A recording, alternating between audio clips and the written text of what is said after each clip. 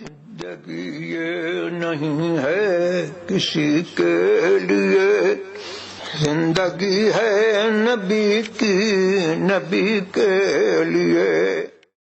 نحمده ونصلي ونسلم على رسوله الكريم،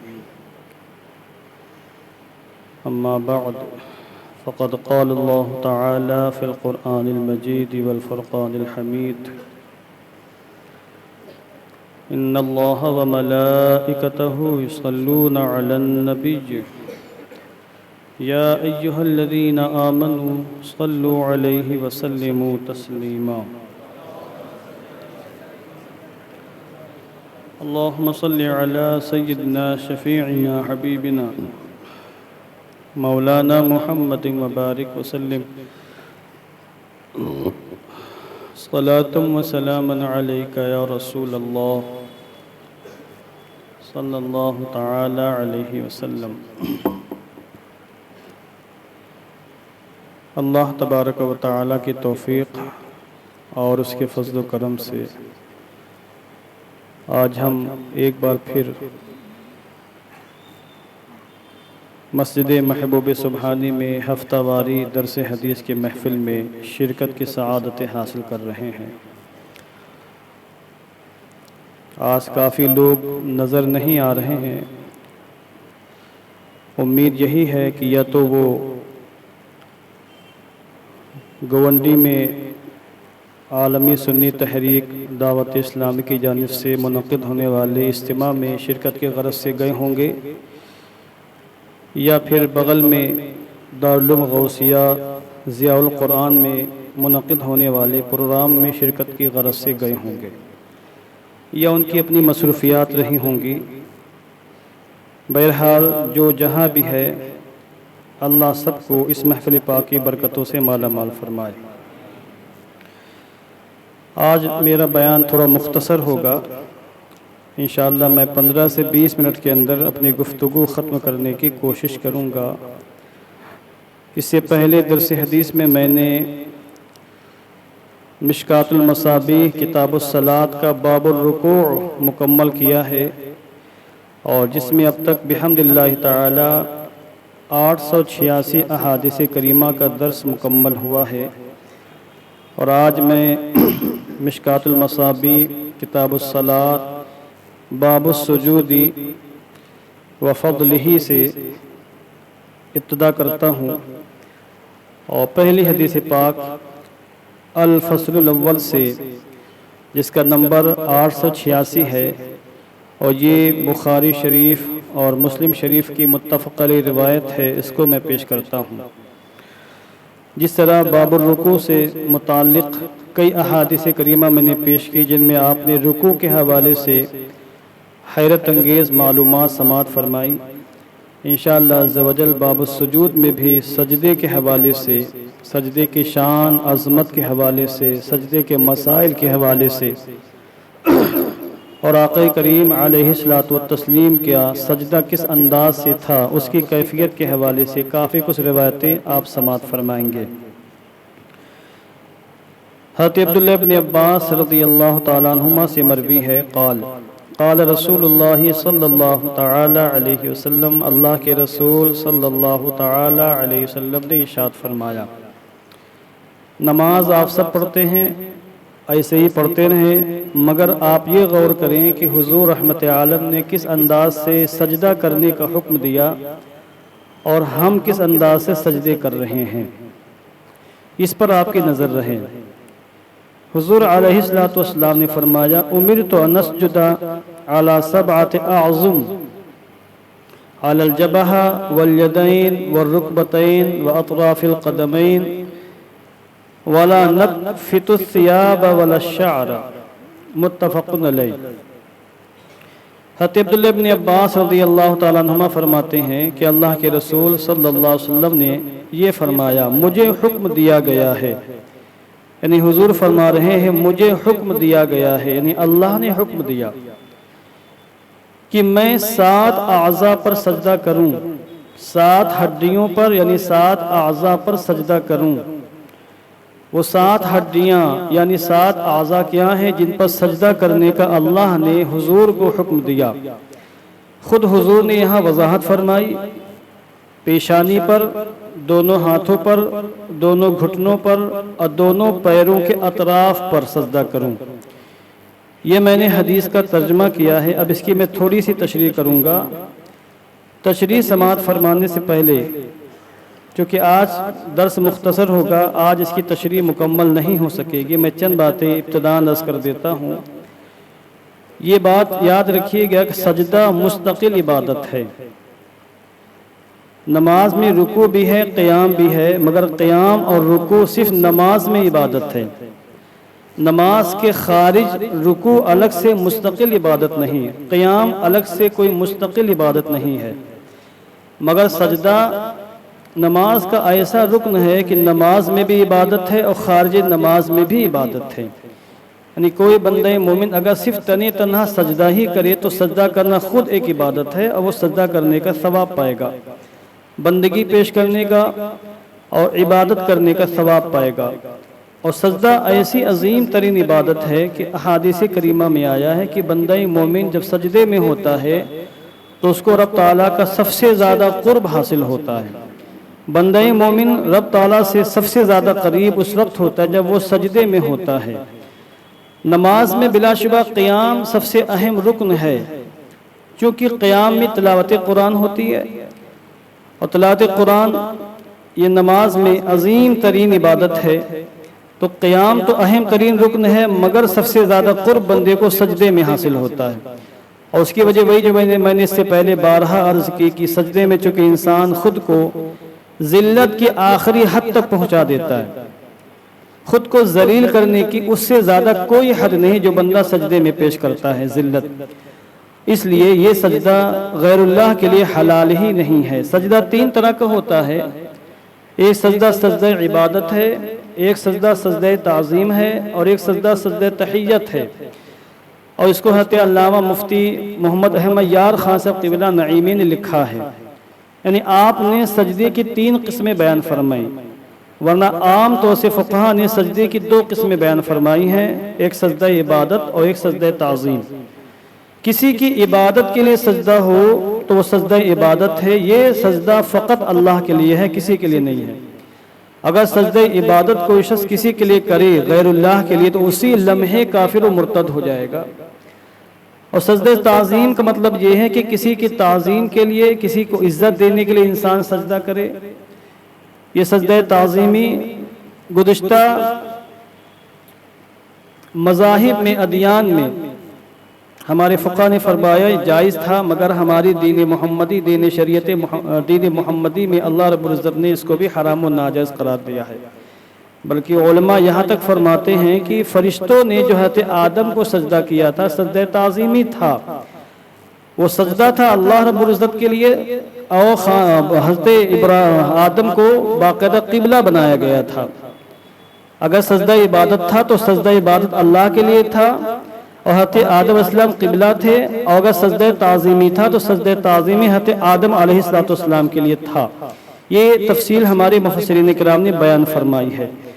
اور مفتی احمد یار خان قبلہ نے یہاں تک فرمایا کہ ایک سجدہ سجدہ تحیت ہے، سجدہ تحیت بھی ہمارے مذہب میں جائز نہیں ہے۔ سجدہ تحیت جیسے حضرت سیدنا یعقوب علیہ السلام نے اپنے بیٹے حضرت سیدنا یوسف علیہ السلام کے لیے سجدہ کیا تھا، اور سجدہ تحیت تھا۔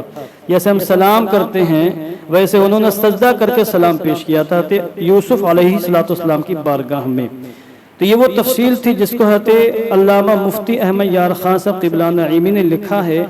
میں عرض یہ کر رہا تھا کہ سجدہ مستقل عبادت ہے، سجدے کے اندر اللہ نے بہت طاقت و قوت رکھی ہے۔ اتنی طاقت و قوت سجدے کے اندر ہے کہ اگر کوئی شخص صحیح ڈھنگ سے سجدہ بندگی پیش کرتا رہے تو اس کی روحانیت بہت زیادہ مضبوط ہو جائے گی۔ روحانیت کو مضبوط کرنا ہو، دل سے تاریکی کو دور کرنا ہو، دماغ کو باردگی عطا کرنا ہو، روحانیت میں اونچا مقام حاصل کرنا ہو، اجسام سے طرح طرح کی کثافتوں کو دور کرنا ہو، قرب الہی حاصل کرنا ہو، مصیبتیں دور کرنا ہو، رزق میں برکتیں چاہنی ہو، نیک اولاد چاہنی ہو، دنیا اور آخرت کے سعادتوں کا حصول مقصود ہو تو سجدہ بندگی پیش کیا جائے۔ یہ ساری چیزیں سجدوں سے حاصل ہوتی ہیں۔ کوئی مصیبت، کوئی پریشانی، کوئی مشقت آ جائے، آپ اللہ کی بارگاہ میں سجدے میں گریں، رو کر دعائیں مانگیں۔ سجدہ اگر آپ نے صحیح ڈھنگ سے اخلاص کے ساتھ کیا ہے تو آپ کے سجدوں کی برکتیں ایسی ملیں گی کہ اللہ عز و جل آپ کی مصیبتوں کو، پریشانیوں کو دور فرما دے گا۔ میں نے اس سے پہلے عرض کیا کہ لوگ آتے ہیں دعا فرما دیجئے، امام صاحب دعا کر دیجئے، ٹھیک ہے دعا کر دیں گے، مگر آپ نے کیا کیا اپنے لیے؟ ٹھیک ہے ہم آپ کے امام ہیں، نمازیں پڑھتے ہیں، ہم دعا کر دیں گے آپ کے لیے، مگر پریشانی آپ کو لاحق ہوئی ہے، مصیبت زدہ آپ ہے کہ آپ نے سجدے بندگی پیش کیا ہے۔ ابھی اس دن ایک صاحب آئے نماز کے باہر، میں عصر کی نماز کے بعد نکلا اور باہر وہ اپنے بیٹے کو لے کر کھڑے تھے کہ دعا کر دیجئے۔ اور اکثر ایسا ہوتا ہے کہ جو لوگ اپنے بچوں کو لاتے ہیں وہ باہر کھڑے ہو کر نماز کے ختم ہونے کا انتظار کرتے ہیں مسلمان، اور ان کے سامنے مسجد میں لوگ سجدے بندگی پیش کر رہے ہیں مگر ان کو مسجد میں آنے کی توفیق نہیں۔ میں نے اسے کہا نماز پڑھی آپ نے؟ اب وہ کھسیا گئے، نماز نہیں پڑھی میں نے کہا یہ طریقہ غلط ہے، ہم نہیں پھونک ڈالیں گے آپ کے بیٹے کے پر، یہ کیا طریقہ ہے آپ کا ہے؟ مسجد میں آپ نماز کے اوقات میں آئے ہیں، نماز آپ کے نظروں کے سامنے ہو رہی ہے، آپ کے دل نے کیسے گوارا کر لیا کہ نماز نہیں پڑھی آپ نے؟ بیٹا آپ کا بیمار ہے، سجدے بندگی پیش کریں، اللہ کرم فرمائے گا۔ ہماری پھونکوں سے کیا ہوگا؟ جب آپ خود عمل نہیں کریں گے، علاج نہیں کریں گے تو ہماری پھونکوں سے کیا ہوگا؟ ڈاکٹر نسخہ دے سکتا ہے، نسخہ آپ کو کھانا پڑے گا۔ اب آپ ڈاکٹر صاحب سے کہ ڈاکٹر صاحب یہ دوا بھی آپ ہی کھا لیجئے تو ڈاکٹر کیا کہے گا؟ یہ احمق ہے، بیوقوف ہے، انجیکشن لگا کے بھگا دے گا۔ اس لیے ڈاکٹر نسخہ بتائے گا، عمل ہمیں کرنا ہے۔ تو ہم سجدے بندگی پیش کریں، کسی بھی شکل نماز کے سجدے کریں، الگ سے اسپیشلی سجدے کریں، ان کی برکتیں ملیں گے۔ سجدے کرنے میں ہم نے خود اپنی آنکھوں سے دیکھا ہے کہ بہت سے ہمارے مسلمان بھائی سجدہ کرنے میں انتہائی قسم کی غلیظ غلطیاں کرتے ہیں، بسا اوقات ان کا سجدہ بھی نہیں ہو پاتا ہے۔ اس لیے سجدہ کیسے کرنا ہے، سجدے کا مسنون طریقہ کیا ہے، ہم سب کے آقا حضور رحمت عالم جان عالم نے کس انداز سے سجدہ فرمایا ہے، سجدے کے فرائض کیا ہیں، واجبات کیا ہیں، سنن کیا ہیں، ان پر بھی توجہ رہنی چاہیے۔ اگر ان تمام چیزوں پر توجہ دے کر کوئی بندہ مومن سجدہ کرے گا تو میرا یقین ہے، میرا دعویٰ ہے کہ وہ شخص کبھی بھی سجدے کی برکتوں سے محروم نہیں رہ سکتا۔ اب حضور فرماتے ہیں کہ مجھے یہ حکم دیا گیا کہ میں 7 اعضاء پر سجدہ کروں، 7 اعضاء پر سجدہ ہوتا ہے۔ اب یہاں پر حضور نے وضاحت فرمائی علی الجبہہ، پیشانی، یہاں پر ناک کا ذکر نہیں ہے۔ بعض دیگر روایتوں میں یہ ہے کہ حضور نے اپنی مبارک انگلی سے اشارہ فرمایا اس جانب، یعنی حضور نے جبہہ ذکر فرما کر پوری پیشانی اور ناک کی ہڈی کو مراد لیا ہے دیگر روایتوں کو سامنے رکھنے کے بعد۔ اس لیے ہمارے امام سیدنا امام اعظم ابو حنیفہ رضی اللہ تعالیٰ عنہ فرماتے ہیں کہ سجدے میں پیشانی کی ہڈی اور ناک کی ہڈی دونوں کو دبانا ضروری ہے، اور فرماتے ہیں اگر کسی نے صرف پیشانی پر سجدہ کیا اور اپنی ناک کو زمین پر نہیں لگایا، ناک سے مراد یہ نرم ہڈی ہے، یہ مراد نہیں ہے، چونچ مراد نہیں ہے، اگر کسی نے صرف چونچ رکھی سجدے میں اور یہ نرم ہڈی اس نے دبائی نہیں تو پھر اس کا جو سجدہ ہوگا مکروہ تحریمی ہوگا۔ پیشانی اگر دبا دی، ناک کی ہڈی نہیں دبائی تو سجدہ مکروہ تحریمی ہوگا، گویا کہ اس نے ناک کی ہڈی نہیں لگائی ہے۔ تو پیشانی کی ہڈی اور ناک کی ہڈی یہ پوری مستقل ایک ہڈی میں شامل ہے۔ اس لیے حضور نے فرمایا، ہمیں حکم دیا کہ ہم 7 اعضاء پر سجدہ کریں، ان میں ایک عضو پیشانی ہے۔ بعض مساجد میں قالین وغیرہ بچھی ہوتی ہیں، تو اگر قالین بہت نرم ہے تو پھر آپ کو دبانا پڑے گا، بغیر دبائے ہوئے اسپنج وغیرہ کے اگر ہیں گدے تو پھر آپ کا سجدہ نہیں ہوگا۔ امام اعظم فرماتے ہیں پیشانی دبانا بھی ضروری ہے اور ناک کی ہڈی دبانا بھی ضروری ہے۔ اگر کسی نے صرف ناک کی ہڈی دبائی، پیشانی نہیں دبائی، تب بھی نماز مکروہ تحریمی ہے، اور بعض فقہا فرماتے سجدہ ہوگا ہی نہیں۔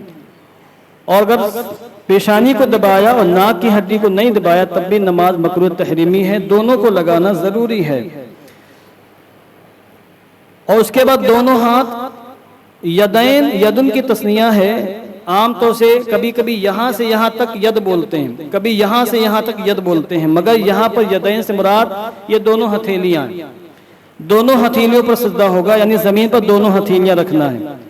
اس انداز سے رکھنا ہے کہ انگلیاں آپ کی اپنی حالت پر ہوں، کنڈیشن پر ہوں، نہ ان کو آپ پھیلائیں نہ ان کو سکوڑیں۔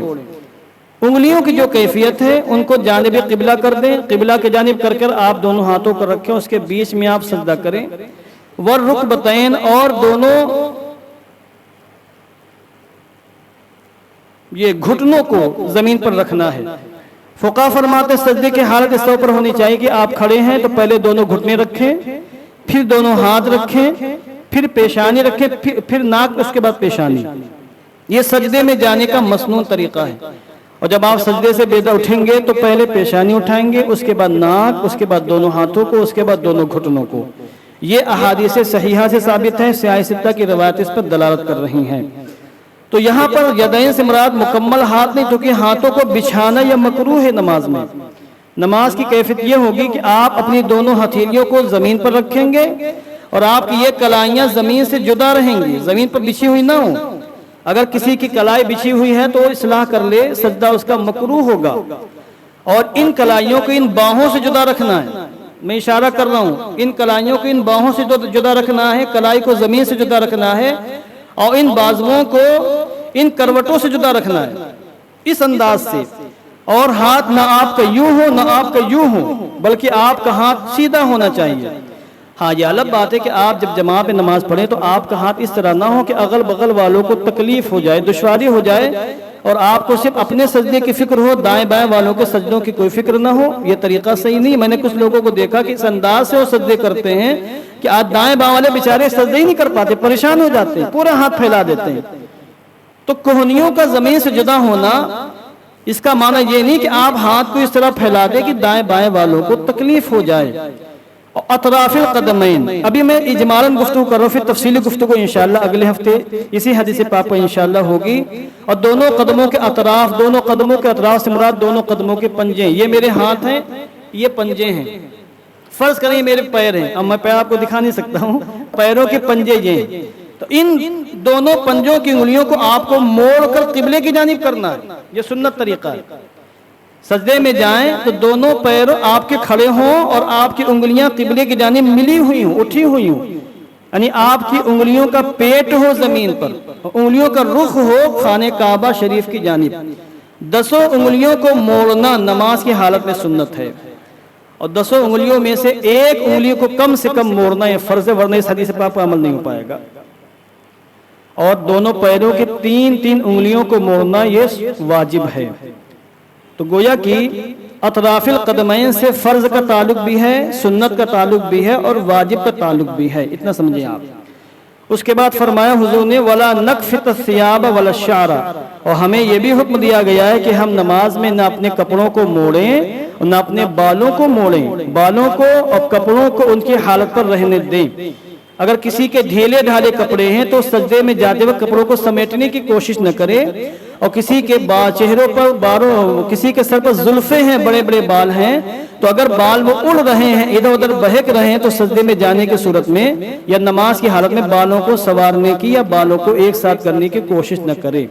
نہ بالوں کے ساتھ کھلواڑ ہو، نہ کپڑوں کے ساتھ کھلواڑ ہو، اسی حالت میں سجدہ کرے۔ ایک طرف جسم سجدہ کر رہا ہو تو آپ کا لباس بھی سجدہ بندگی پیش کر رہا ہو، اور آپ کے بال بھی رب تعالیٰ کی بارگاہ میں سجدہ بندگی پیش کر رہے ہوں۔